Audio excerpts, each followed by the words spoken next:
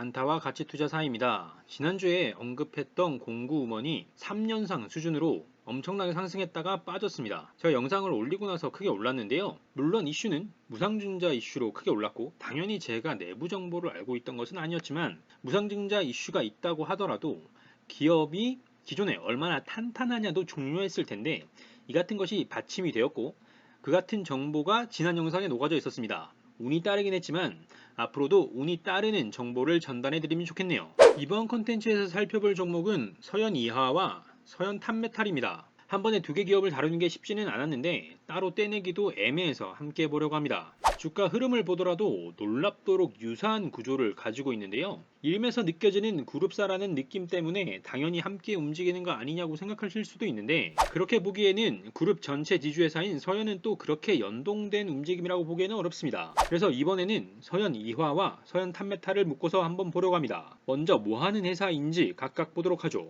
먼저 좀 더 큰 회사, 형이라고 할 수 있는 서현이화부터 보도록 하죠. 회사 개요에서 연결 회사를 보게 되면 먼저 상장사가 없습니다. 이름만 봤을 때는 서현 기업 간의 지분 관계도 있지 않을까 했었는데 하지만 상장사인 서현탄메탈이 보고서에 없습니다. 그래서 좀 더 찾아봤습니다. 서현그룹 개통도를 보시게 되면 기업 간 지분 관계는 있는 것으로 보이지 않습니다. 그룹 지주사인 서현이, 서현이화의 대주주이며 서현탄메탈의 대주주이기도 합니다. 하지만 서현이화와 서현탄메탈 사이의 지분 관계는 없습니다. 이를 정리해둔 자료로 좀 더 보게 되면 기업뿐만 아니라 오너 일가의 지분 관계를 그려둔 자료입니다. 오너 일가의 그룹 장악력은 있어 보이긴 합니다. 서현이화도 서현탄메탈도 지주사 지분과 오너 일가의 지분을 더하게 되면 약 50% 내외로 절대적인 대주주 위치라고 할 수 있겠습니다. 그러니까 소위 사회적으로 말하는 관계에서는 서현이화와 서현탄메탈이 하나의 기업처럼 오너 일가의 지배를 받는 조직이라고 볼 수 있겠습니다. 자, 그럼 서현이화는 뭘 만드는 기업이라는 걸까요? 서현이화라는 기업의 본질부터 파헤쳐 보도록 하죠. 서현이화는 자동차 부품에서 차량 내 외장품과 시트 등에 들어가는 부분을 담당하고 있다고 합니다. 도어 트림이나 콘솔, 헤드, 패키지 트레이 등과 함께 범퍼 등도 제작한다고 밝히고 있습니다. 서현탄메탈은 자동차형 금형을 하고 있고 여기에 건설 중장비 부품과 내장재를 다루고 있다고 밝히고 있었는데요. 좀 더 자세히 보게 되면 외관의 판넬과 도어 그리고 후드와 지붕, 트렁크 등에 들어가는 금형 제작품을 제작하고 있습니다. 그리고 사출 금형으로 만든 제품을 서현이화에 납품하고 있기도 합니다. 좀 더 시각적 이미지로 보도록 하죠. 서현이화의 홈페이지인데요. 서현이화에서 만들고 있는 제품을 소개하고 있습니다. 이미지로 보게 되면 도어 트림이라는 게 이런 걸 말하고요. 패키지 트레이, 그 외 스크린 아세이나 필라 트림도 있고요. 콘솔과 시트와 함께 외장재로 범퍼도 있습니다. 부가적으로 좀 더 말씀드리자면 이에 대해 차종에 따라 혹은 해외와 국내용에 따라 현대기아차의 어떤 모델에 어떻게 적용되는지가 서현이화에 중요할 텐데요. 이에 대해 조금 확인해 보니 어디에 들어가는지가 아니라 어디에 안 들어가는지 파악하는 게 낫다고 할 정도라고 합니다. 애당초 서현그룹 창업주가 현대그룹 일가와 가까워 시작했기 때문에 그 관계성이 지금까지도 유지되고 있는 건 아닌가 싶습니다. 서현탄메탈도 보도록 하죠. 제품 소개를 보면 사이드 아우터라는 것이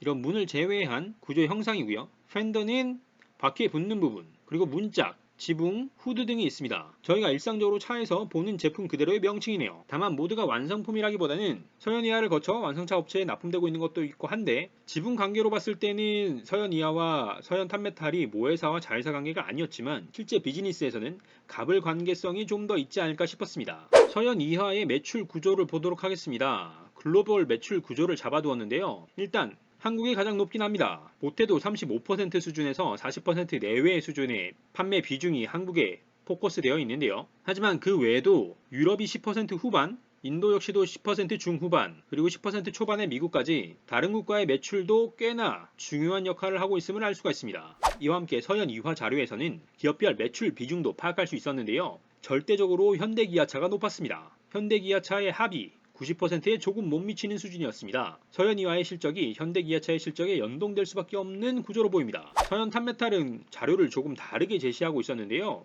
사업 부문에 따른 매출 구조입니다. 하지만 이를 통해서도 현대기아차 혹은 서현이화와의 상관도를 볼 수 있었는데요. 건설 중장비 부문의 매출을 보게 되면 2020년까지는 전체 매출에서 20에서 30% 수준의 비중이었습니다. 하지만 2021년 건설 중장비 비중이 42%까지 치솟았습니다. 이 같은 비중이 바뀐 데는 사출금형의 내수가 크게 줄어든 부분이 건설 중장비의 캐빈 이후로 매출이 이동한 것인데요. 어쨌거나 서현 탑메탈 관점에서는 매출 다변화라는 측면에서 긍정적 평가를 내릴 수도 있을 것 같습니다. 이제 좀 숫자를 뜯어보도록 하죠. 서현 이화는 총 자산이 1조 8천억 수준에서 크게 변화가 없습니다. 조금씩 줄어드는 추세이긴 한데 2년 사이 2%가 채 되지 않는 수준의 감소폭입니다. 큰 변화가 없이 사업을 수행하고 있다는 그림으로 보입니다. 자산의 감소분에서 큰 역할을 한 것은 부채의 감소였는데요. 하지만 앞에서 말씀드린 대로 큰 금액이 아니었기 때문에 크게 눈에 띄진 않았습니다. 개별 계정의 구성에도 큰 변화가 없어 보였고요. 자본은 오히려 늘었는데 이익잉여금의 증가와 함께 비지배 지분의 증가가 영향을 끼쳤습니다. 이어서 손익도 보게 되면 매출은 2년 사이 10% 성장했습니다. 코로나로 인해 매출이 악영향을 받았다면 2020년 매출부터 영향을 받았을 텐데 악영향을 받았다고 느끼기에는 전혀 그렇지 않은 재무 상황이었습니다. 어쨌거나 2022년에는 매출 2조 원을 달성했습니다. 하지만 제조업답게 원가 비중이 상당했는데요. 2019년까지는 무려 90%에 달하는 원가였는데 2021년 86% 수준으로 낮아졌습니다. 이와 달리 판관비는 소폭 그 비율이 증가했는데요. 9.5% 미만이었던 2019년의 매출액 대비 판관비 비율이 2021년에 10%를 넘겼습니다. 그래도 매출 성장과 함께 원가율 감소로 인해서 영업이익은 660억 원에 달하는 수준을 달성했고요. 영업이익률도 3%를 넘겼습니다. 3%가 매우 저조한 수준으로 보이긴 합니다만 2019년에 영업이익률이 1% 수준이었기 때문에 영업이익만 놓고 보면 괄목 상대 수준의 성장이라고 하겠습니다. 하지만 영업 외 활동의 금액 규모가 꽤나 커서 크게 영향을 끼치고 있었는데요. 지분법 손익에서만 영업이익의 10%가 넘는 영향을 끼치고 있는 것이 사실이었는데 이는 약과였습니다. 기타 활동과 금융 활동에서 크게 영향을 끼쳤는데 모두 그 규모가 영업이익의 절반에 달하는 수준 혹은 그 이상입니다. 그래서 이를 좀 자세히 봤는데 기타 비용이 과거에 높았던 부분은 자산에 대한 상각비, 그러니까 자산에 대한 손실 처리 등을 2020년까지 진행한 것으로 보입니다. 비용을 떨궈 냈다고 보이는데 2021년에는 해당 계정의 비용이 줄어서 걱정을 줄였고요. 금융 수익과 금융 비용 같은 경우 외화에 관한 비용이 크게 영향을 끼치고 있었습니다. 하지만 외화에 대한 평가 부분이었고 서현 이화의 경우 해외에서 관련 비용의 메인 매출이 진행될 것으로 판단되어 단순히 환율의 영향으로 보였습니다. 이런 부분으로 인해 기업의 실적이 영향받는 것으로 보이는 것은 서현 이화 입장에서는 조금 아쉽긴 하겠네요. 이 같은 영향으로 당기순이익은 꾸준하게 적자를 기록하다가 2021년 흑자 전환에 성공했습니다. 하지만 제조업답게 매출액 대비 순이익률은 1.3%로 굉장히 낮은 수준입니다.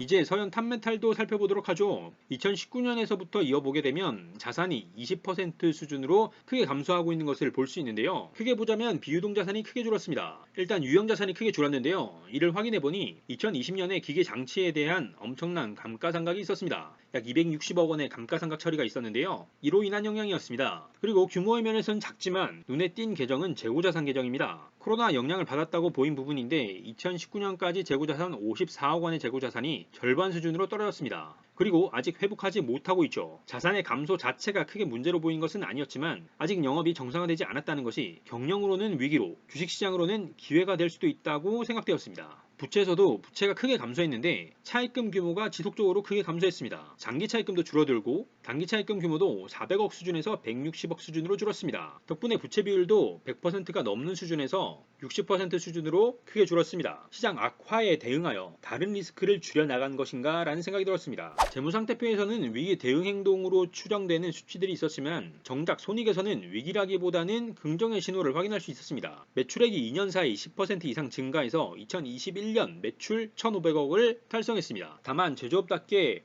매출 원가율은 93% 수준이었는데요. 전년에 92%보다 오르긴 했지만 2019년에 95%보다는 줄어든 수준입니다. 이어서 판관비는 매출액 대비 1.4% 수준으로 매우 낮은 수준을 달성했고요. 영업이익률도 소폭이지만 전년보다 비율이 증가해서 영업이익률 4.8%, 금액 75억 수준의 영업이익을 달성했습니다. 하지만 역시나 영업외 활동에 영향이 만만치 않았는데요. 기타 활동에서는 외화에 대한 손익 영향이 컸는데 이런 것들보다 눈에 띄었던 것은 중단 영업의 손실이었습니다. 그리고 이를 좀 찾아보니 2021년의 경우에는 멕시코 사업을 접으면서 이에 대한 영향이 있었습니다. 코로나 상황에 더해 영업 악화도 영향을 끼친 것으로 보이는데요. 2020년에 영업정지를 결정하긴 했지만 자산에 대한 손실 처리가 2021년까지 이어진 것으로 보입니다. 이를 바탕으로 한 당기순이익은 매출액 대비 2% 수준인 38억을 달성했습니다. 이어서 분기보고를 좀 보도록 하죠. 먼저 서현이화입니다. 재무상태표에서 자산을 보게 되면 자산이 1천억 이상 늘었습니다. 늘어난 것을 파악해 생각해보면 비유동자산에서는 크게 영향이 없었는데 유동자산에서 많이 늘었습니다. 단기금융상품, 매출채권, 재고자산 등 영업과 관련된 계정의 숫자가 늘었습니다. 업황이 회복되고 있는 것인 건가 싶었고요. 부채도 역시 보게 되면 늘었는데 단기 매입 채무, 즉 역시나 영업 관련 숫자가 늘어서 영업 활성화가 기대가 되는 부분이었습니다. 자본에서는 크게 눈에 띄는 부분이 없었고요. 손익계산서에서도 매출이 전년 대비 15%나 증가했습니다. 긍정적이죠. 매출 원가율도 줄었고요. 매출액 대비 판관비 비율도 크게 변화가 없었는데 이렇게 매출은 늘고 원가율은 떨어져서 영업이익률이 3.7%, 금액으로는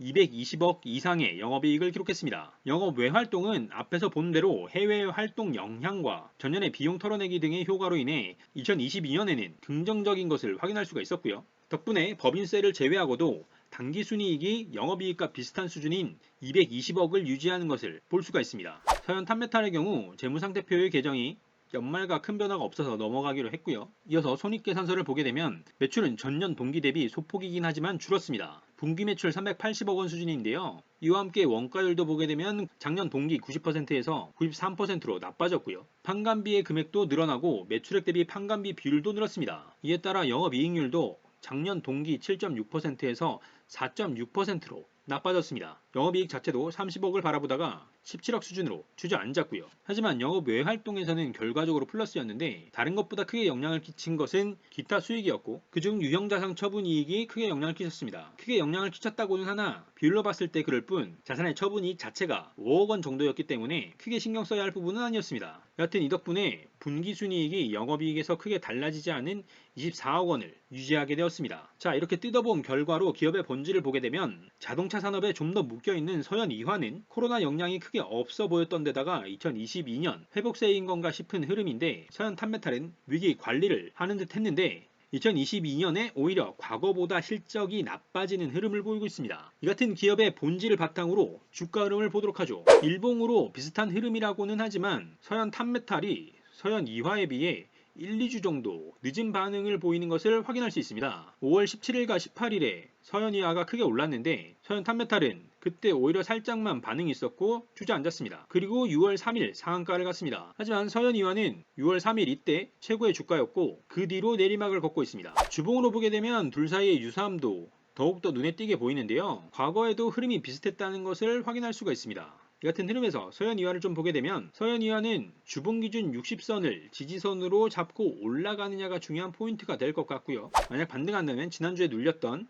7,000원 후반, 8,000원 내외가 하나의 기점, 그리고 그 전주에 눌렸던 9,000원 전후가 하나의 기점이 될 것 같습니다. 서현 탑메탈의 경우 지난주에 눌린 7,000원 후반, 8,000원 내외가 하나의 기점, 그리고 그 전주에 눌린 9,000원 초반이 하나의 기점이 될 것 같습니다. 항상 주식은 예측의 영역이 아닌 대응의 영역이기 때문에 흐름을 잘 보고 대응해야 하는 것이 포인트 중 하나인데요. 그런 면에서 이번 영상이 또 다른 한 주의 성투에 도움이 되길 바랍니다. 그럼 저는 다음에 새로운 종목으로 찾아뵙도록 하겠습니다. 감사합니다.